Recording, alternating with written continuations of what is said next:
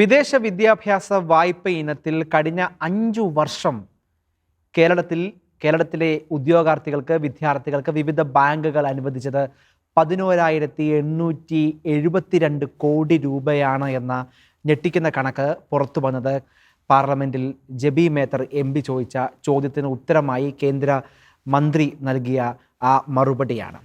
11,872 കോടി 50,000-ലധികം ആളുകൾക്ക് സാങ്ഷൻ ചെയ്തു എന്ന് പറയുമ്പോൾ കേരളത്തിൽ എത്രത്തോളം ആളുകളാണ് വിദേശ രാജ്യത്തിലേക്ക് മൈഗ്രേറ്റ് ചെയ്യുന്നത് അല്ലെങ്കിൽ വിദേശ രാജ്യത്തേക്ക് ചേക്കേറുന്നത് എന്ന യാഥാർത്ഥ്യം നമ്മുടെ മുമ്പിൽ വരുന്നു. ഇത് നമ്മുടെ മുമ്പിൽ നൽകുന്ന സൂചന എന്താണ്?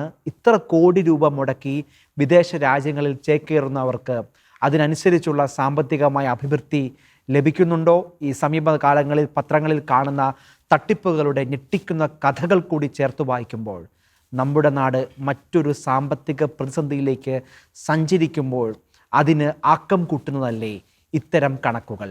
വിദേശ വിദ്യാഭ്യാസത്തെ ജാഗ്രതയോടെ സമീപിക്കേണ്ട കാലത്തിലേക്കുള്ള ചൂണ്ടുപലകയാണോ?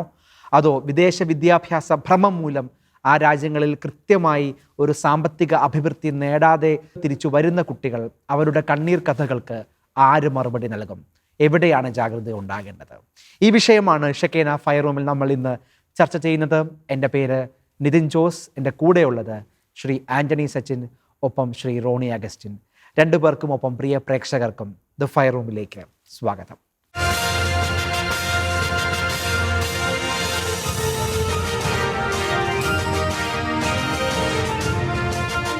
ശ്രീ റോണി, നമ്മൾ ഈ വിഷയം ചർച്ച ചെയ്യുന്ന സമയത്ത് പാർലമെൻറ്റിൽ ഒരു ചോദ്യമാണ്, ഇത്രയും കോടി രൂപ നമ്മുടെ നാട്ടിൽ ഈ ഒരു മേഖലയിലേക്ക് സാമ്പത്തികമായിട്ട് വിദേശ വിദ്യാഭ്യാസ ലോണിന് വേണ്ടി മാറ്റുന്നു. ഇപ്പം നമ്മുടെ മുമ്പിൽ കണക്കുകൾ പരിശോധിക്കുമ്പോൾ കേരളത്തിൽ 50,839 അക്കൗണ്ടുകളിലേക്കാണ് ഈ പണം സാങ്ഷൻ ചെയ്യപ്പെട്ടിട്ടുള്ളത്. അത് 11,872 കോടി രൂപയാണ്. അതിൽ ഈ 11,872 കോടിയിൽ ഈ പറയുന്ന 7,619 കോടി രൂപയുടെ പൈസ അത് ട്രാൻസാക്ഷൻ നടത്തിയത് അത്രയും പൈസയാണ്. രണ്ടാം സ്ഥാനത്തുള്ളത് മഹാരാഷ്ട്രയാണ്. മഹാരാഷ്ട്രയെക്കുറിച്ച് പറയുമ്പോൾ മഹാരാഷ്ട്രയിൽ 8,745 കോടി രൂപയാണ് സാങ്ഷൻ ചെയ്യപ്പെട്ടിട്ടുള്ളത്. അപ്പോൾ ഓർക്കേണ്ടത് 3.5 കോടി ജനസംഖ്യയുള്ള കേരളത്തിൽ 50,389 അക്കൗണ്ടിലൂടെ 11,872 രൂപ 12,000 കോടി ട്രാൻസാക്ഷൻ നടത്തുന്നു. 12 കോടിയിലധികം ജനസംഖ്യയുള്ള അല്ലെങ്കിൽ 11 കോടിയിലധികം ജനസംഖ്യയുള്ള ഇന്ത്യയിലെ വലുപ്പമുള്ള സംസ്ഥാനങ്ങളിൽ ഒന്നായ മഹാരാഷ്ട്രയിലാണ് തൊട്ടടുത്ത്. അതും ഏകദേശം ഒരു 4,000 കോടി രൂപയ്ക്ക് താഴെയുള്ള തുക. ഇങ്ങനെ നോക്കുമ്പോൾ എത്ര ഭീകരമാണ്, അല്ലെങ്കിൽ എത്ര വലിയ തുകയാണ് നമ്മുടെ ആളുകൾ വിദേശ വിദ്യാഭ്യാസ വായ്പ എടുക്കുന്നത്. അപ്പോൾ ഒന്ന് ആലോചിച്ച് നോക്കുക, 5 വർഷം കൊണ്ട് 12,000 കോടി രൂപ. ഇത് തിരിച്ചടയ്ക്കേണ്ട ഒരു സാഹചര്യമുണ്ട്, തിരിച്ചടയ്ക്കാൻ പറ്റുന്നവരുണ്ട് ഉറപ്പായിട്ടും. പക്ഷേ നമ്മൾ ഇപ്പോൾ കേൾക്കുന്ന കഥകൾ വലിയ കമ്പനികൾ അത് മലയാളത്തിലെ പത്രമാധ്യമങ്ങളെല്ലാം വിലക്കെടുത്ത് അല്ലെങ്കിൽ ടെലിവിഷൻ മാധ്യമങ്ങളെല്ലാം വിലക്കെടുത്ത് വലിയ പരസ്യങ്ങൾ കൊടുത്ത് വലിയ ആകാശവും വലിയ ഭൂമിയും ഒക്കെ കാണിച്ചു പ്രതീക്ഷകൾ നൽകി നമ്മുടെ മക്കളെ അങ്ങോട്ട് ചേർത്ത് പിടിക്കുന്നു. അവർ ലോൺ എടുക്കുന്ന കഥയാണ് ഈ കാണുന്നത്. ഏകദേശം 10, 30, 40, 50 നിമിഷമൊക്കെ ലോൺ എടുത്തു പോകുന്നു. തിരിച്ചടയ്ക്കാൻ പറ്റുന്നില്ല, അവിടെ ജോലി കിട്ടുന്നില്ല, വിസ ശരിയാകുന്നില്ല, പൗരത്വം ലഭിക്കുന്നില്ല, തിരിച്ചു വരുന്നു, ഒന്നുമില്ലായ്മയിൽ ശൂന്യതയിൽ തിരിച്ചെത്തുന്നു. എല്ലാവരും അങ്ങനെയാണെന്നല്ല, അങ്ങനെ ഒരു സാഹചര്യവും നമുക്കുണ്ടല്ലോ. ഇതൊരു പ്രതിസന്ധി തന്നെയല്ലേ? ഇതിൽ പ്രധാനമായിട്ടും ഇതൊരു പ്രതിസന്ധിയാണ്. പക്ഷേ അതിന് മുമ്പ് ഒരു കാര്യം കൂടി പറഞ്ഞിട്ട് ഞാൻ പോകാം. കാരണം വിദ്യാഭ്യാസ ആവശ്യത്തിന് വേണ്ടി ലോണുകൾ എടുക്കുന്നുണ്ട് എങ്കിൽ കേരള ജനം വിദ്യാഭ്യാസത്തിന് കൂടുതൽ മുൻതൂക്കം നൽകുന്നുണ്ട്. ആ ഒരു തലത്തിലേക്ക് കേരള ജനത മാറിയിരിക്കുന്നു എന്നുള്ളത് നല്ലൊരു കാര്യമാണ്. മഹാരാഷ്ട്രയെ അപേക്ഷിച്ച് നോക്കുമ്പോൾ വിദ്യാഭ്യാസ ആവശ്യങ്ങൾക്ക് ലോൺ എടുക്കുന്നു. അത് പിന്നെ വിദേശ വിദ്യാഭ്യാസമാണെങ്കിലും അതിനകത്ത് കുറച്ച് പേർക്കെങ്കിലും ഹയർ സ്റ്റഡീസ് എന്നുള്ളൊരു ലക്ഷ്യം തന്നെ ഉണ്ടാവാം. പക്ഷേ രണ്ടാമതൊരു തലം, അതാണ് അപകടകരമായ തലം. അതായത് വിദേശത്തേക്ക് കടക്കുന്നതിന് വേണ്ടി എങ്ങനെയെങ്കിലും വിദേശത്തേക്ക് എത്തുന്നതിന് ഒരു വഴി, അതാണ് സ്റ്റുഡൻറ്റ് വിസ. ആ സ്റ്റുഡൻറ്റ് വിസ വഴിക്ക് വിദേശത്ത് പഠിക്കുന്നതിന് വേണ്ടി ലോൺ എടുക്കുന്നു. അത് ഈ പറഞ്ഞ പോലെ തീരെ നിവൃത്തിയില്ലാത്ത കുടുംബങ്ങളൊക്കെ അവരുടെ ഉള്ള കടപ്പാടം വെച്ചിട്ടാണ് 30-40 ലക്ഷം രൂപയൊക്കെ ലോൺ എടുത്ത് വിദേശത്തേക്ക് പോകുന്നു. ഈ കഴിഞ്ഞ തൊട്ടടുത്ത ഒരു 6-7 വർഷത്തെ മാത്രം കണക്ക് നോക്കിയാൽ ലക്ഷക്കണക്കിന് മലയാളി വിദ്യാർത്ഥികളാണ് വിദേശത്തേക്ക് പോയിട്ടുള്ളത്. അപ്പോൾ ഇത്രയും പേർക്ക് അവിടെ വിദേശ സർവകലാശാലകളിൽ ചെന്നിട്ട്, അത് നല്ല സർവകലാശാലകളല്ല എന്നുള്ളതൊക്കെ ഇപ്പോൾ പരസ്യമായ രഹസ്യമായി കഴിഞ്ഞു. കാരണം അവിടെ പെട്ടിക്കട യൂണിവേഴ്സിറ്റികൾ പോലും ഉണ്ട് എന്നുള്ള രീതിയിലേക്കൊക്കെ എത്തിക്കഴിഞ്ഞു. അതൊക്കെ പലർക്കും അറിയാം, അതിലേക്കൊന്നും കടക്കുന്നില്ല.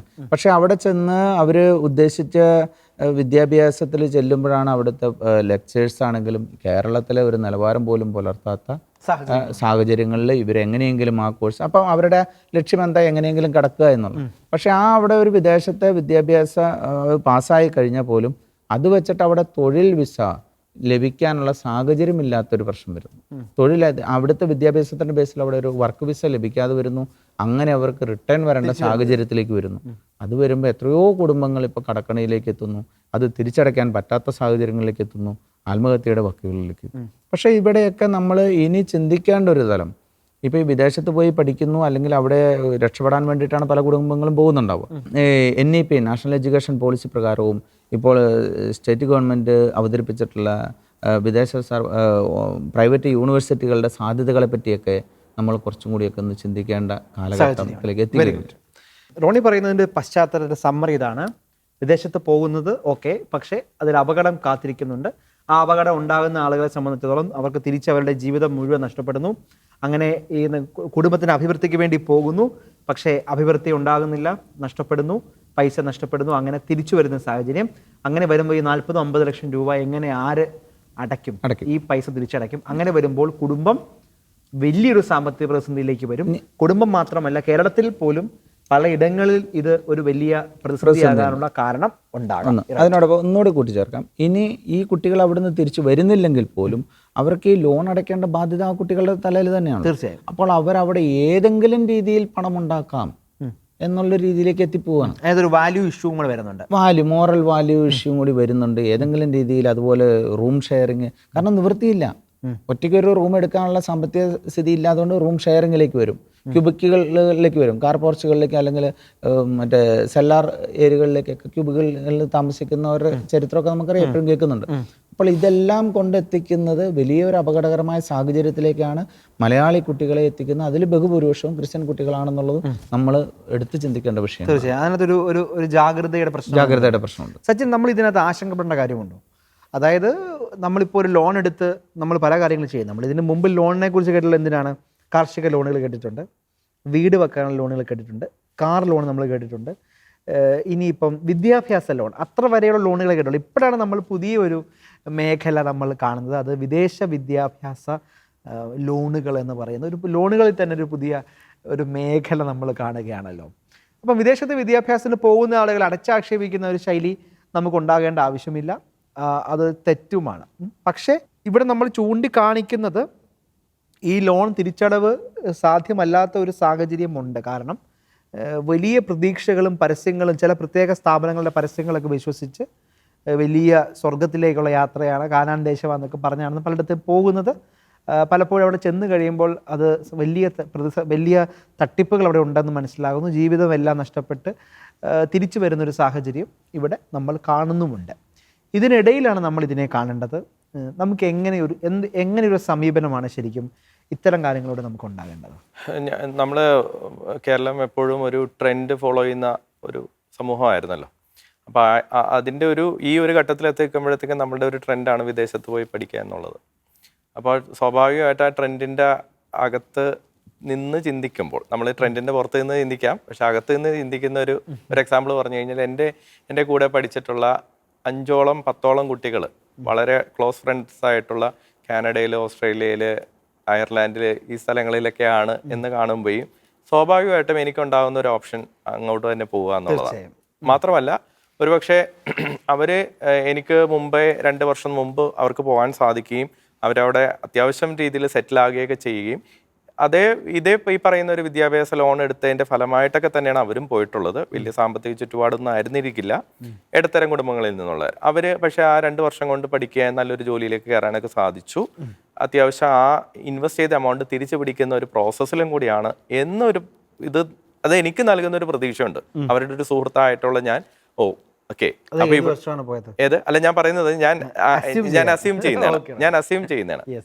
അസ്യൂം ചെയ്യുന്ന അങ്ങനത്തെ ഒരു സാഹചര്യം നമ്മുടെ ചുറ്റുപാടുകൾ, നമ്മുടെ സുഹൃത്ത് വലയങ്ങൾ ഉണ്ടെങ്കിൽ ആ കുട്ടിക്കും ഇതേ ഒരു ടെംപ്ടേഷൻ, അല്ലെങ്കിൽ ഇതേ ടെംപ്ടേഷനേക്കാളുപരി ഒരു പ്രതീക്ഷയാണ്. ഈ നാട്ടിൽ നിന്ന്, നമ്മുടെ കേരളത്തിൽ നിന്ന് കഴിഞ്ഞാൽ എന്ത് പ്രതീക്ഷ നമുക്ക് കൊടുക്കാൻ സാധിക്കും? അങ്ങോട്ട് പോയി കഴിഞ്ഞപ്പോൾ അവരുടെ സുഹൃത്തുക്കൾക്ക് ലഭിച്ച ഒരു, അല്ലെങ്കിൽ അവർക്കുണ്ടായിട്ടുള്ള ഒരു മെച്ചം, സാമ്പത്തിക മെച്ചമാകാം, പല രീതിയിലും. അപ്പോൾ ഇതൊരു വ്യവസായത്തിന് വേണ്ടി നമ്മൾ ലോൺ എടുക്കുന്ന പോലെയായിട്ട് ഞാൻ അങ്ങനെ ആ രീതിയിൽ കരുതുകയാണെങ്കിൽ, ഇപ്പോൾ ഒരു 30 ലക്ഷം 40 ലക്ഷം എടുത്തിട്ട് നമ്മളൊരു ബിസിനസ് ആരംഭിക്കുന്നു.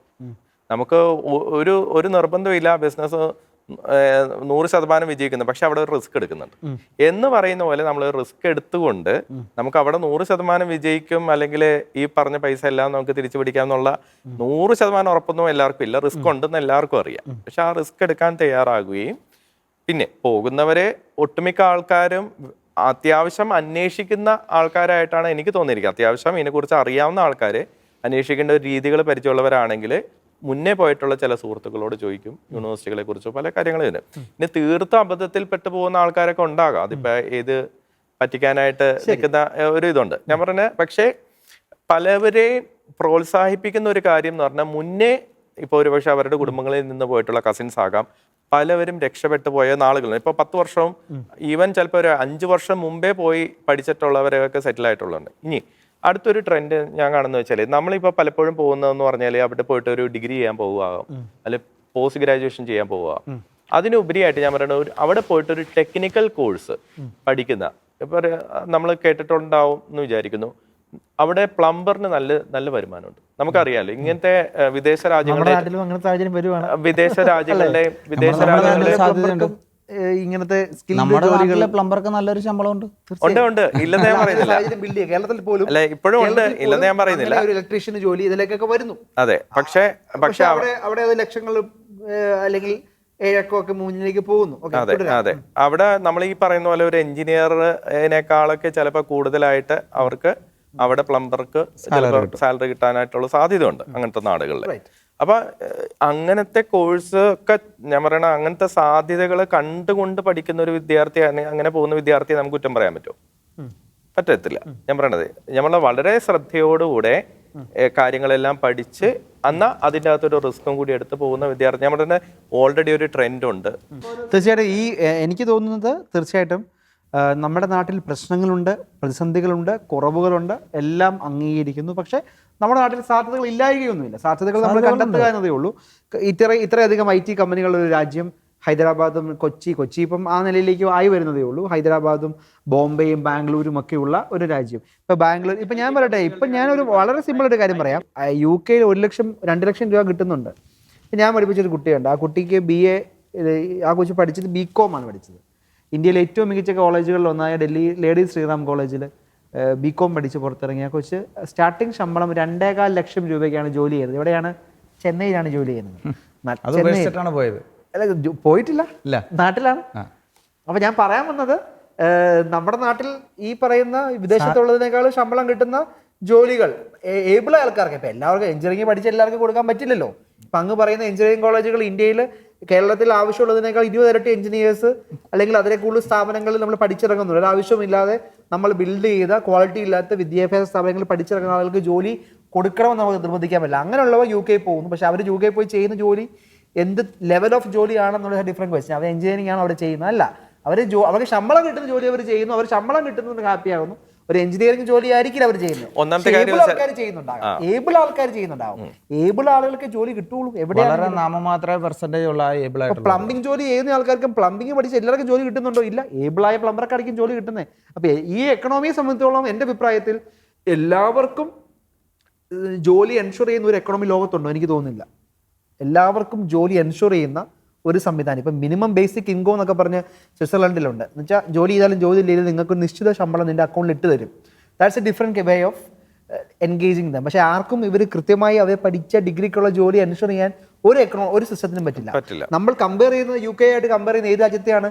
125 കോടി വിദ്യാർത്ഥികൾ ജീവിക്കുന്ന ഒരു രാജ്യം. നമ്മൾ കേരളവുമായിട്ട് കമ്പയർ ചെയ്യുന്ന ഏതാണ്? 4 കോടി ആളുകൾ താമസിക്കുന്ന രാജ്യം. വെറും 14 ജില്ലകൾ മാത്രമുള്ള, അതിൽ വളരെ കുറച്ച് ഭൂപ്രകൃതി മാത്രമുള്ള, കൂടുതലും പ്രകൃതി ഒക്കെയുള്ള എക്കണോമികൾ എന്ന് വെച്ചാൽ വ്യവസായശാലകൾ കാര്യമായി ഇല്ലാത്ത ഒന്നോ രണ്ടോ IT പാർക്കുകൾ മാത്രമുള്ള ഒരു സംസ്ഥാനവുമായി നമ്മൾ കമ്പയർ ചെയ്യുമ്പോൾ അതിലൊരു ശരികേട് ഉണ്ടെന്ന് കൂടെ പറയും. പക്ഷേ ഇതിനൊരു പശ്ചാത്തലത്തിൽ എനിക്ക് തോന്നുന്നു ഇന്ന് നമ്മുടെ ഈ ചർച്ചയുടെ മറ്റൊരു സൈഡ്, ഇപ്പം പറഞ്ഞതിലും അതിൻ്റെതായ പോയിന്റുകൾ ഉണ്ടെന്ന് പറഞ്ഞാലും ഞാൻ അതിനകത്ത് വേറൊരു തരത്തിൽ എന്നെ വ്യാഖ്യാനിക്കാനും കൂടെ ശ്രമിക്കുകയാണ്.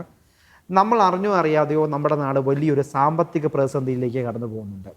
അങ്ങ് ഈ കൺസ്ട്രക്ഷൻ മേഖലയിൽ കൂടി സജീവമാണ്, അങ്ങേക്ക് അറിയാമല്ലോ. നമ്മുടെ റിയൽ എസ്റ്റേറ്റ് മേഖല, നമ്മുടെ കെട്ടിടങ്ങൾ നിർമ്മിക്കുന്നതിൻ്റെ തോത് നമ്മൾ കുറയുന്നു.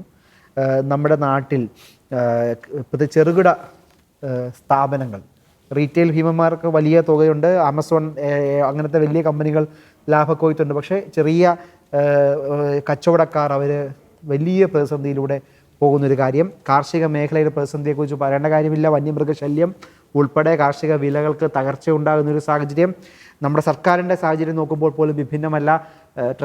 കാലിയായ ട്രഷറികൾ നമ്മുടെ മുമ്പിൽ നോക്കി വിഷമിപ്പിക്കുന്ന ഒരു സാഹചര്യം. അങ്ങനെ എല്ലാ മേഖലയിലും ഒരു പ്രതിസന്ധിയുടെ ഒരു സൂചനയുണ്ട്. ഇതിനിടയിലാണ് നമ്മൾ ടെക്നോളജി, AI, ഓട്ടോമേഷൻസ് ലോകത്തെ മുഴുവൻ ബാധിക്കുന്നത്. കേരളത്തിൽ പോലും 2-3 വർഷങ്ങൾ കൊണ്ട് അതിൻ്റെ പേരിൽ തന്നെ ജോലി ഉണ്ടാകുന്നത്. അങ്ങനത്തെ ഒരു സാമ്പത്തിക പ്രതിസന്ധിയുടെ ഒരു സൂചനകൾ, ഒരു സൈറൻ പല രീതിയിലും മുഴങ്ങുന്ന ഒരു സമയത്ത് ഈ 11,200 കോടി 12,000 കോടി രൂപയുടെ അത് നമ്മുടെ എക്കണോമിക് ഉണ്ടാക്കുന്ന ഒരു സാമ്പത്തിക തകർച്ച, അല്ലെങ്കിൽ അത് തിരിച്ചടയ്ക്കാൻ പറ്റാത്ത സാഹചര്യം ഉണ്ടാക്കുന്ന ഒരു തകർച്ച, അതിന്റെ സന്ദേഹമായി തന്നെ നമ്മൾ കാണുന്നത്. അതിലൊരു ചെറിയ തിരുത്തും കൂടിയുണ്ട്. നമുക്ക് വിദേശ പണം നമ്മൾ ഏറ്റവും കൂടുതൽ കൈപ്പറ്റുന്ന ഒരു സംസ്ഥാനം കൂടിയാണ്. പക്ഷെ അത് കുറയുകയാണ്, അത് കുറയുന്നുണ്ട്. പക്ഷെ ഇതുവരെ ഭീകരമായി കുറയുകയാണ്. അല്ല, അത് ഞാൻ നേരത്തെ പറഞ്ഞ ഒരു കാര്യത്തെ കുറിച്ച് പറയുന്നത്, നമ്മൾ 12,000 കോടി വിദേശത്തേക്ക് പോകുന്നു എന്നുള്ളത് നമ്മുടെ നാടിന്റെ പണം. നമുക്ക് 1.5 ലക്ഷത്തോളം കോടി, എന്റെ അറിവ് ശരിയാണ്, 1.5 ലക്ഷമാണ് തോന്നുന്നു കുറഞ്ഞുകൊണ്ടിരിക്കുകയാണ്. സ്വാഭാവികമായിട്ടും കുറയും. പക്ഷെ ഈ കഴിഞ്ഞ 1970 മുതൽ നമ്മൾക്ക് കിട്ടിയിരിക്കുന്ന വിദേശ പണം വെച്ച് നോക്കുമ്പോൾ ഇപ്പൊ വിദേശത്തേക്ക് പോയിക്കൊണ്ടിരിക്കുന്ന പണം അത് വെച്ച് കമ്പയർ ചെയ്യുമ്പോൾ നമ്മൾ വളരെ കേരളം തന്നെ ഓടിയിരിക്കുന്ന ആ പണം വെച്ചാണ്. ഇതുവരെ കേരളം സുഭിക്ഷമായി. ലോണാണ്, വായ്പയാണ്. ആയിക്കോട്ടെ ഞാൻ പറയുന്നത് 12,000 കോടി രൂപ മാത്രമല്ല വിദേശത്തേക്ക് പോകാൻ നമ്മൾ മുടക്കിയിട്ടുള്ളത്. ലോൺ ഇല്ലാത്ത ഞാൻ ലോൺ എടുക്കുന്നതല്ല ഞാൻ പറയുന്നത്. ലോൺ എടുക്കുന്നതുമായി ബന്ധപ്പെട്ട് ലോൺ എടുക്കേണ്ട സ്ഥലത്ത് ലോൺ എടുക്കാതെ ആൾക്കാർക്ക് ചെയ്യാനും പറ്റത്തില്ല. പക്ഷെ നമ്മൾ വിദേശത്തേക്ക് പോകുന്നല്ലോ എന്നുള്ളൊരു പേടി, ഇത് നമ്മുടെ പണം, നമ്മുടെ നാടിന്റെ പണം വിദേശത്തേക്ക് പോകുന്നല്ലോ എന്ന ഒരു പേടി പറയുമ്പോഴത്തേക്ക് ഈ പറയുന്ന ഈ കഴിഞ്ഞ പതിറ്റാണ്ടുകളായിട്ട് നമ്മള് വിദേശ പണം കൊണ്ട് മാത്രം വ്യത്യാസമുണ്ട്. മുമ്പ് 2000-ലോ 70-ലോ 90-ലോ 2010 വരേക്കും 500 പേരാണ് പോയിരുന്നതെങ്കിൽ ഇപ്പോൾ പോകുന്ന 1000 അല്ല, 50,000 2.5 ലക്ഷം പേരാണ് കേരള മൈഗ്രേഷൻ സർവേ പ്രകാരം. 200-300 ഇരട്ടി ആളുകളാണ് പോകുന്നത്. അപ്പൊ അങ്ങനെ നോക്കുമ്പോൾ മുമ്പ് വന്നിരുന്നതിന്റെ 10 ഇരട്ടിയോ 100 ഇരട്ടിയോ പണം ഇവിടേക്ക് വരുന്നില്ല. കാരണം എന്താ? ഈ പോകുന്നവർ അവിടെ സെറ്റിൽഡ് ആവുകയാണ്. ഇവിടുന്ന് മാതാപിതാക്കളെയും കൂടി അങ്ങോട്ട് കൊണ്ടുപോവുകയാണ്. ഇതുണ്ടാക്കുന്ന ഒരു 50 വർഷം കഴിയുമ്പോൾ കേരളത്തിന് ഉണ്ടാക്കുന്ന ഇമ്പാക്ട് ഇതിന്റെ 10 ഇരട്ടിയായിരിക്കും. അതിനെ ഞാൻ പറഞ്ഞത്, ഈ പ്രശ്നത്തിനെ നമ്മൾ അഡ്രസ്സ് ചെയ്യണം. എന്തുകൊണ്ട് ഇങ്ങനെ പോകുന്നു, മൈഗ്രേഷൻ പോകുന്നു, അതിനെ എങ്ങനെ നമുക്ക് റെസിസ്റ്റ് ചെയ്യാൻ പറ്റും, ഇവിടെ അവരെ നിർത്തുന്നതിന് എന്തെല്ലാം പദ്ധതികൾ നമുക്ക് ആവിഷ്കരിക്കാൻ പറ്റും. ഒരു ചെറിയ എക്സാമ്പിൾ പറയാം. മമതാ ബാനർജി ഒരു 1.5 വർഷം മുമ്പ് എന്താണ് പറഞ്ഞത്? ഈ ബംഗാളിൽ നിന്ന് പുറത്തേക്ക് പോയ ബംഗാളി തൊഴിലാളികളെ തിരിച്ച് ബംഗാളിൽ എത്തിച്ച് അവർക്ക് സംരംഭങ്ങൾ ആരംഭിക്കുന്നതിനുള്ള പിന്തുണ ഗവൺമെൻറ് നൽകുമെന്ന്. അതായത് ഇൻട്രസ്റ്റ് രഹിതമായിട്ടോ അങ്ങനെ എന്തെങ്കിലും. അപ്പോൾ ഇതുപോലെയുള്ള പദ്ധതികൾ ഇത് മാത്രമല്ലേ പറയണേ, ഇങ്ങനെയുള്ള ലോങ് ടൈം പദ്ധതികൾ കേരള ഗവൺമെൻറ് ആസൂത്രണം ചെയ്യണം. ഇന്ത്യ ഗവൺമെൻറ് അല്ല ആസൂത്രണം ചെയ്യേണ്ടത്. ഇന്ത്യ ഗവൺമെൻറ്റിൻ്റെ ഉണ്ടാവണം, വേണ്ടെന്നല്ല. പക്ഷെ കേരള ഗവൺമെൻറ് ആസൂത്രണം ചെയ്യണം. അത്തരം കാര്യങ്ങളിൽ സാമുദായിക നേതാക്കളും രാഷ്ട്രീയ നേതാക്കളും അതിനുള്ള കൃത്യമായ ചർച്ചകൾ നടത്തണം.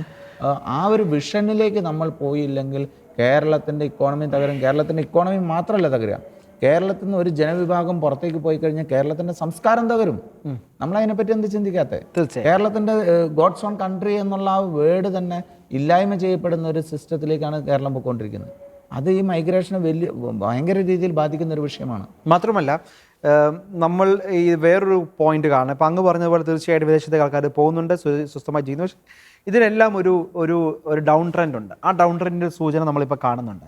ശരിക്കും ഗവൺമെൻറ് പോലും, കേരള സർക്കാർ പോലും അവരുടെ പല ചർച്ചകളിൽ, എനിക്ക് അടുത്തറിയാവുന്ന പല സോഴ്സുകൾ ഞാൻ മനസ്സിലാക്കുന്നത്, അടുത്ത 10 വർഷത്തിന് ശേഷം കേരളത്തിൽ തിരിച്ചു വരുന്ന ആളുകളെ ആളുകൾക്ക് വേണ്ടിയുള്ള പദ്ധതികൾ വിഭാവനം ചെയ്ത് തുടങ്ങിയിട്ടുണ്ട്. എന്ന് വെച്ചാൽ ഈ ഒരു ഒഴുക്കിൻ്റെ അല്ലെങ്കിൽ ഈ ഒരു ഒഴുക്കിൽപ്പെട്ട് വിദേശത്തേക്ക് പോകുന്ന ആളുകൾ റിയാലിറ്റി കൊണ്ട് തിരിച്ചു വരുന്നൊരു സാഹചര്യം. അവർ തിരിച്ചു വരുമ്പോൾ ഈ രാജ്യം, ഈ നാട് എങ്ങനെ അവരെ സ്വീകരിക്കണം, അവർക്ക് സംരംഭം നമുക്ക് കൊടുക്കാൻ പറ്റുമോ, സാമ്പത്തികമായി അവരെ എങ്ങനെ നമ്മൾ ബിൽഡ് ചെയ്യണം, അങ്ങനെയുള്ളൊരു ചർച്ച അല്ലെങ്കിൽ അങ്ങനെയുള്ള ആക്ഷൻ പ്ലാനുകൾ കേരള ഈ ലാസ്റ്റ് നടന്ന പ്രവാസി സംഗമത്തിൽ പോലും അത് ചർച്ചയ്ക്ക് വന്നു എന്നാണ് ഞാൻ മനസ്സിലാക്കുന്നത്. അപ്പം അതൊരു റിയാലിറ്റിയാണ്. നമ്മൾ പോയവർ തീർച്ചയായും അവരെ പോയ സാഹചര്യം ഇവിടെയുണ്ട്. പക്ഷെ തിരിച്ചു വരുന്ന വലിയൊരു വിഭാഗം ആളുകൾ നമ്മളെ കാത്തിരിപ്പുണ്ട്. അവരെ സ്വീകരിക്കാൻ നമ്മുടെ സമ്പദ്ഘടന എത്രത്തോളം നമുക്കതിന് സാധിക്കും, അതൊന്ന്. രണ്ട്, ഇപ്പോഴുള്ള ആളുകൾ പോകാതിരിക്കാൻ നമുക്ക് എന്ത് ചെയ്യാം. പക്ഷെ പോകാതിരിക്കുക എന്ന് പറഞ്ഞാൽ ഒരു സർക്കാരിന് പരിമിതിയുണ്ട്. ഞാൻ നോക്കിയിട്ട് അത് സാധ്യമല്ല. തീർച്ചയായും പോകാതിരിക്കുക എന്ന് പറഞ്ഞാൽ അത് ആർക്കാണ് നിശ്ചയിക്കാൻ പറ്റുന്നത്, ആർക്കാണ് എൻഷുർ ചെയ്യാൻ പറ്റുന്നത്. അപ്പോൾ ഒരു സ്റ്റേറ്റിനും എൻഷുർ ചെയ്യാൻ പറ്റില്ലെന്ന് ഞാൻ വിശ്വസിക്കുന്നു. നിങ്ങൾ പോകരുത്, ഞങ്ങൾ തരാം, അങ്ങനെ പറയുന്നത് ശരിയല്ലെന്ന് വ്യക്തിപരമായി ഞാൻ വിശ്വസിക്കുന്നു. ഒരു ബോധ്യം ഉണ്ടാക്കുക എന്നുള്ളതാണ്. അപ്പം നമ്മുടെ നാട്ടിൽ എന്തുകൊണ്ട് ആൾക്കാർ പോകുന്നു, ആ ചോദ്യം വളരെ പ്രധാനപ്പെട്ടതാണല്ലോ. അപ്പം നമ്മുടെ കുട്ടികൾക്ക് നമ്മുടെ നാടിനെ കുറിച്ചുള്ള ബോധ്യം എന്താണ്, അല്ലെങ്കിൽ അവരുടെ കാഴ്ചപ്പാട് എന്താണ്? ഈ ആക്രമണവും അതിക്രമണങ്ങളും നമ്മുടെ ടെലിവിഷൻ മാധ്യമങ്ങൾ കാണുന്നു. രാഷ്ട്രീയ മേഖലയിൽ ഒരു ക്വാളിറ്റി ഇല്ലാത്ത ലീഡേഴ്സ് നമ്മുടെ നാട് ഭരിക്കുന്നു. പ്രതിപക്ഷത്തും ഭരണപക്ഷത്തും ഒക്കെ കേരളത്തിലും സ്റ്റേറ്റിലും സെൻട്രലിലും ഒക്കെ നമ്മൾ കാണുന്ന പല കാര്യങ്ങളും നമ്മളെ സംബന്ധിച്ചോളം, ഒരു സ്വതന്ത്രമായി ചിന്തിക്കുന്ന ഒരു കുട്ടിയെ സംബന്ധിച്ചോളം ആശങ്കകളുണ്ട്. ഈ നാട് വലിയ പ്രതിസന്ധി. പക്ഷെ നമ്മൾ വേറൊരു സൈഡ് നോക്കുകയാണെങ്കിൽ ഇവർ പോകുന്ന സ്ഥലങ്ങളിലെ പൊളിറ്റിക്സ് എന്താണ്, അവിടെ തീവ്രവാദ പ്രവർത്തനങ്ങൾ അവിടെ തീർച്ചയായും അവിടേക്ക് ഡൈവേർട്ട് ചെയ്യപ്പെടുന്ന സാഹചര്യം, അവിടെ ലഹരിയുടെയും മറ്റു ഉപയോഗങ്ങൾ, ഇതെല്ലാം ഉണ്ട്. അപ്പം ശരിക്കും പ്രശ്നങ്ങൾ എനിക്ക് തോന്നുന്നു അല്ലേ, പ്രശ്നങ്ങൾ എല്ലാ നാട്ടിലും ഉണ്ട്. അതിനെ നമ്മൾ ഭയപ്പെട്ട് അല്ലേ, അതിനെ നമ്മൾ അങ്ങനെ കാണേണ്ടതില്ല. പ്രശ്നങ്ങൾ, പ്രതിസന്ധികൾ വ്യത്യസ്തമായ രീതിയിൽ പലയിടത്തും കാണാം. അപ്പം ആ ഒരു സാമൂഹിക ഘടന മാത്രമല്ലല്ലോ അങ്ങ് പറഞ്ഞ സമ്പത്ത് മാത്രമല്ലെന്ന് പറഞ്ഞുകൊണ്ട് ഞാൻ ചോദിക്കുകയാണ്. തീർച്ചയായിട്ടും നമ്മൾ ഇവിടെ നിന്ന് നോക്കുമ്പോഴത്തേക്ക് അവിടെ എന്താന്ന് വെച്ചാൽ ഈ പോകുന്ന കുട്ടികൾ അവർക്ക് മുന്നേ പോയ ആൾക്കാരോട് അവർ ഒരു കൺസൾട്ടേഷൻ എടുക്കുന്നുണ്ട്. അവരാരും തീർത്തും പരിചയമില്ലാത്ത, ഒരു പരിചയക്കാരും ഇല്ലാത്ത, തീർത്തും കണ്ണടച്ച് അന്ധമായിട്ടല്ല അങ്ങനെ പോകുന്നത്. അവരാരൊക്കെയോട്ട് കൺസൾട്ട് ചെയ്യുന്നു, സുഹൃത്തുക്കളായിട്ടൊക്കെ സംസാരിച്ച് അതിന്റെ ചുറ്റുപാടുകളൊക്കെ അറിഞ്ഞിട്ട് തന്നെയാണ് പോകുന്നത്. പക്ഷേ പിന്നെ അവിടെ ചെന്ന് കഴിഞ്ഞിട്ട് പിന്നെ അവർ പിടിച്ചു നിൽക്കുക എന്നുള്ളത് അവരുടെ മിടുക്കും, നേരത്തെ പറഞ്ഞ സ്കില്ലുമായിട്ടൊക്കെ ഒത്തിരി ഡിപ്പെൻഡൻ്റ് ആയിട്ട്. ഇനി തീർത്തും കഴിവ് കുറഞ്ഞു എന്ന് വിചാരിക്കുന്ന ഒത്തിരി കുട്ടികൾ വിദേശ രാജ്യങ്ങളിൽ ചെല്ലുമ്പോൾ നല്ല പൗരന്മാരായി ജീവിക്കുന്നത് നമ്മൾ കാണുന്നുണ്ട്. ഞാൻ പറയുന്നത് അവരെ ഇപ്പൊ അറിയാലോ, ഇവിടെ സ്വന്തമായി തുണി കഴുകാത്ത, സ്വന്തം ഉടുപ്പ് പോലും കഴുകാത്ത, അല്ലെങ്കിൽ പാത്രം കഴുകാത്ത കുട്ടി അവിടെ പോയിട്ട് റെസ്റ്റോറൻറ്റിൽ പോയി പാത്രം കഴുകുന്ന പോലും നമ്മൾ കാണുന്നതാണ്. തീർച്ചയായും. ഓക്കെ, ഒരു രണ്ട് കാര്യങ്ങൾ കൂട്ടിച്ചേർക്കാം ഇതിനോടൊപ്പം തന്നെ. കാരണം തൃശ്ശൂർ അതിരൂപതയ്ക്ക് ഒരു റിസർച്ച് സെൻ്റർ ഉണ്ട്, പറവൂക്ക് എന്ന് പറയും. പറവൂക്ക് കുറച്ച് വർഷങ്ങൾക്ക് മുമ്പ് തന്നെ തൃശ്ശൂർ രൂപതയിലെ ആളുകളിൽ നിന്ന് സർവേ എടുത്തതെന്ന് മനസ്സിലായത്, ഈ നമ്മുടെ ക്രിസ്ത്യൻ ഫാമിലികളുടെ കടം, അതായത് സ്വകാര്യ മേഖലകളിൽ നിന്നാകട്ടെ, പ്രൈവറ്റ് സെക്ടറിൻ്റെ ബാങ്കുകളിൽ നിന്നായിക്കോട്ടെ, അങ്ങനെ അവരുടെ കടം വളരെ കയറി നിൽക്കുന്നു. ഇതൊരു അപകടകരമായ അവസ്ഥയാണ്. ഏതാണ്ട് പകുതിയിലധികം ഭൂരിപക്ഷം ആളുകൾക്കും കടം എന്നുള്ളൊരു സിറ്റുവേഷനിലാണ് നിൽക്കുന്നത്. BPL APL എന്നുള്ള തലയൊന്നുമില്ല അല്ല. അപ്പം അത് വലിയൊരു അപകടം, അതിൻ്റെ ഒരു ഭാഗവും കൂടിയാണ് ഈ വിദ്യാഭ്യാസ ലോൺ അല്ലെങ്കിൽ മൈഗ്രേഷനൊക്കെ ഒരു കാരണം. ഇത്തരം ഈ കടം പെരുകുമ്പോൾ രക്ഷപ്പെടാൻ വേണ്ടിയിട്ട് എന്തെങ്കിലും ഒരു വഴി, അതിലും ചതിയുള്ളപ്പം അത് പോയിപ്പെടുന്നു. ഇനി രണ്ടാമതൊരു സാധ്യതയെ പറ്റി വിരലിച്ചുകൊണ്ടാണ്. ഞാനൊരു ദിവസം POCയിൽ ഒരു ദിവസം പോയി, എൻ്റെ സുഹൃത്തിന് ചാർജറില്ല. രാത്രി 12 മണിയായപ്പം വണ്ടി എടുത്ത് പോയി കഴിഞ്ഞപ്പം എവിടെയില്ല കട. അപ്പോൾ ഒരാൾ പറഞ്ഞു വൈറ്റിലെ സിഗ്നൽ ചെന്നാൽ ഒരു കട കാണുന്നു. അവിടെ ഒരു ചായക്കടയുടെ, ഒരു തട്ടുകടയുടെ തൊട്ടടുത്ത് ഒരു ചെറിയൊരു 70 സ്ക്വയർ ഫീറ്റ് ഏരിയ ഉള്ള ഏകദേശം ഒരു കുടിസ് റൂം, ഒരു മൊബൈൽ ഷോപ്പ്. ആകെപ്പാടെ 10 20 മൊബൈലുണ്ടാവും. എല്ലാം കൂടെ കൂടിയ അതിനകത്തൊരു വാല്യൂ 70,000 രൂപയുടെ വാല്യൂ. ആ കടയ്ക്ക് ആ പയ്യൻ കൊടുക്കുന്നത് 30,000 രൂപയാണ് പെർ റെൻറ്റ്. ആ പയ്യൻ്റെ വീട് പാലക്കാടാണ്. ഞാൻ വെറുതെ പരിചയപ്പെട്ടാണ്. 22 വയസ്സുള്ള ആ കുട്ടിക്ക്, ക്രിസ്ത്യൻ കുട്ടിയല്ല, മുസ്ലിം കുട്ടിയാണ്. പക്ഷെ അവൻ്റെ ആ ഒരു ആത്മവിശ്വാസം, അവനോട് ഞാൻ സംസാരിച്ചു, എത്ര ദിവസം കച്ചവടം സെയിലുണ്ടാവുമോ, സെയിൽ നോക്കുമ്പോൾ ആകെപ്പാടെ 10-60,000 രൂപയുടെ മുതലുള്ള ആ കടയിലിരിക്കുന്നു. പക്ഷെ അവൻ പറയണത് ചേട്ടാ സെയിലുണ്ടാവും, കുഴപ്പമില്ല. ഇനി ഇല്ലെങ്കിലും ഞങ്ങളുടെ വേറെ സുഹൃത്തുക്കൾ അപ്പുറത്തെ ജംഗ്ഷനിൽ വേറെ കടയുണ്ട്, അപ്പം ഇവിടെ ഇല്ലാത്ത സാധനം ഞങ്ങൾ അവിടെ നിന്ന് എടുക്കും, അവിടെ ഇല്ലാത്ത സാധനം ഇവിടെ നിന്ന് കൊടുക്കും. അപ്പം അങ്ങനെ ഞങ്ങൾ ബിസിനസ് 22 വയസ്സുള്ളൊരു പയ്യൻ പാലക്കാട്, അതായത് അവൻ്റെ സ്വന്തം ടൗണിലല്ല അവൻ ബിസിനസ് ചെയ്യുന്നത്, വേറൊരു ടൗണിൽ മാറി നിന്ന് ബിസിനസ് ചെയ്യുന്നു. ഞാൻ നേരിട്ട് കണ്ട എൻ്റെ സാക്ഷ്യമാണ്. അപ്പോൾ ഇത്ര സാധ്യതകളെ ഉപയോഗിക്കാൻ നമ്മൾ തയ്യാറാവുന്നില്ല. നമ്മൾ വിദേശത്ത് പോയി ഇപ്പം പറഞ്ഞ പോലെ എന്ത് വേണമെങ്കിലും ചെയ്യാൻ തയ്യാറാണ്, പക്ഷെ പണം കിട്ടുമല്ലോ എന്നുള്ളത്. പക്ഷേ ഏതിന് തൊഴിലിനും മഹത്വം എന്നുള്ളൊരു കൺസെപ്റ്റ് നമ്മൾ കേരളത്തിൽ വളർത്തിയെടുത്താൽ ഈ പ്രശ്നങ്ങൾക്ക് ഒരു പരിഹാരം വരും. ഞാൻ സ്വയം സംരംഭകരാകാൻ പറ്റുന്ന നമ്മുടെ ഒരു പ്രോബ്ലം എന്ന് പറഞ്ഞാൽ നമ്മൾ അതിന് വേണ്ടിയുള്ള ട്രെയിനിങ്ങോ ഫോർമേഷനോ ഒന്നും കൊടുത്തിട്ടില്ല. ഞാൻ പറയുന്നത് അതുകൊണ്ട് തന്നെ അവർക്ക് ആകെ കൂടി ഉള്ള ഒരു ആത്മവിശ്വാസം, അവർക്കൊരു മാസ ശമ്പളക്കാരനാകാനായിട്ടുള്ള ഒരു ആത്മവിശ്വാസമേ ഉള്ളൂ ഈ കാരണം നമ്മുടെ കുടുംബങ്ങളിൽ നമ്മുടെ സഹോദരങ്ങളോ കസിൻസോ ആരും തന്നെ ബിസിനസ് ചെയ്യുന്നവരായിട്ട് നമ്മൾ കണ്ടിട്ടില്ലെങ്കിൽ അവരെല്ലാവരും മാസ ശമ്പളക്കാരാണെങ്കിൽ പിന്നെ അതേ ട്രെൻഡ് ആയിരിക്കും നമ്മളും ഫോളോ ചെയ്യുക. അപ്പൊ അതുകൊണ്ട് തന്നെ ഞാൻ പറയണ ഏറ്റവും നല്ലത് നമുക്ക് ഇവിടെ നിന്ന് ബിസിനസ് ചെയ്യാൻ പറ്റും. നേരത്തെ റോണി പറഞ്ഞ പോലത്തെ ഒരു എക്സാമ്പിൾ പോലെ ചെയ്യാൻ പറ്റുന്ന അങ്ങനെ ഒരു ആത്മവിശ്വാസവും കൂടി, ഞാൻ പറഞ്ഞ ആത്മവിശ്വാസം വലിയ പ്രധാനപ്പെട്ട ഘടകമാണ്. അങ്ങനെയുള്ള ആത്മവിശ്വാസവും ധൈര്യമുള്ള പിള്ളേർ തീർച്ചയായിട്ടും ഇവിടെ തന്നെ നിന്ന് അതിന്റെ സാധ്യതകൾ എടുക്കണം.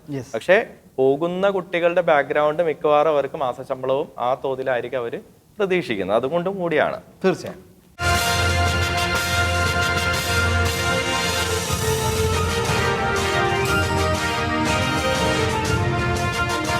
കേരളം ഒരു സാമ്പത്തിക പ്രതിസന്ധിയിലേക്ക് സഞ്ചരിക്കുന്നു എന്ന കണ്ടെത്തൽ അല്ലെങ്കിൽ കാഴ്ചപ്പാട് പല സാമ്പത്തിക ശാസ്ത്രജ്ഞരും പങ്കുവയ്ക്കുന്ന ഒരു കാലത്താണ് 11,872 കോടി രൂപ കഴിഞ്ഞ 5 വർഷക്കാലം വിദേശ വിദ്യാഭ്യാസത്തിന് ലോൺ എടുത്ത് മലയാളി വിദ്യാർത്ഥികൾ ലോൺ എടുത്തിട്ടുണ്ട് എന്ന വാർത്ത കൂടി നമ്മൾ കേൾക്കുന്നത്. ഇത് തിരിച്ചടയ്ക്കാൻ പറ്റാത്ത സാഹചര്യം, അത് അപകടകരമായ സാഹചര്യമാണ്. എന്നാൽ വിദേശ രാജ്യങ്ങളിൽ സ്വന്തമായി ഒരു സാധ്യത കണ്ടെത്തി അവിടെ തുടരുന്നത് തീർച്ചയായിട്ടും അത് മറ്റൊരു വശം. എന്നാൽ ഈ പ്രതിസന്ധി കാലത്ത് ജീവിതത്തിൽ ഒരു പച്ചത്തുരുത്തിനു വേണ്ടി വിദേശത്തേക്ക് പോകുമ്പോൾ വിദേശ ഏജൻസികളുടെ പ്രലോഭനങ്ങളിൽ, അവരുടെ പരസ്യവാചകങ്ങളിൽ വിശ്വസിച്ച് ലക്ഷങ്ങളും കോടികളുമൊക്കെ അവിടെ നഷ്ടപ്പെട്ട അനേകം മക്കൾ നമ്മുടെ ഇടവകകളിൽ, നമ്മുടെ വീടുകളിലുണ്ട് എന്നത് ഒരു യാഥാർത്ഥ്യമാണ്. ഇത്തരം ചതികളിൽ വീഴാതെയുള്ള ജാഗ്രത, അതാണ് നമുക്ക് ഏറ്റവും ആദ്യം ഈ വിഷയത്തിൽ ഉണ്ടാകേണ്ടത്. അതിനുമപ്പുറത്തേക്ക് ഈ നാടിൻ്റെ സാധ്യതകൾ അറിയാനും ഈ നാട്ടിലും ഒരു ജീവിതം സാധ്യമാണ് എന്ന സന്ദേശം പങ്കുവയ്ക്കാനും അത് ഷെയർ ചെയ്യാനുള്ള ഒരു പ്ലാറ്റ്ഫോം നമ്മുടെ നാട്ടിലുണ്ടാകണം. നമ്മുടെ അതിഥികൾ പങ്കുവച്ചതുപോലെ സംരംഭകത്വ സാധ്യതകൾ, ഒപ്പം ബിസിനസ് ഉൾപ്പെടെ പല മേഖലകളിൽ ആത്മവിശ്വാസത്തോടെ ഈ നാട്ടിൽ ജീവിക്കാനുള്ള ഒരു കോൺഫിഡൻസ് നമുക്ക് നൽകുക, അതും ഈ ഒരു കാലഘട്ടത്തിൻ്റെ ആവശ്യമാണ്. ഷെക്കീന ഫയർ റൂമിയുടെ അവസാനിക്കുന്നു. പ്രിയ പ്രേക്ഷകർക്ക് ഒപ്പം അതിഥികൾക്ക് നന്ദി, നമസ്കാരം.